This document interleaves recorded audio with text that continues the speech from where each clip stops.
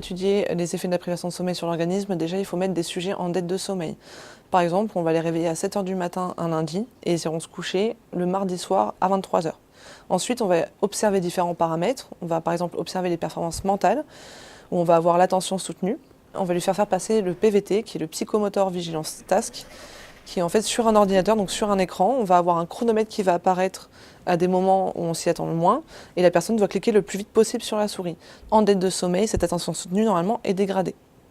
On va aussi observer la mémoire à court terme, où pareil, les personnes vont avoir des troubles de mémoire dus à cette privation de sommeil.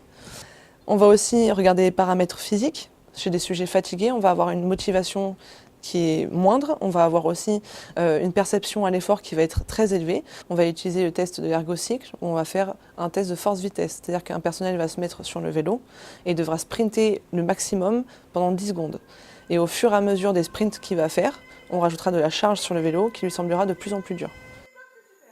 On va aussi observer la vigilance pendant la conduite. C'est-à-dire que des personnels qui vont être en conduite en journée vont faire 0 voire 1 franchissement, alors que lorsqu'ils sont en dette de sommeil, ils vont avoir 10, 20, voire même des fois 200 franchissements dans la nuit.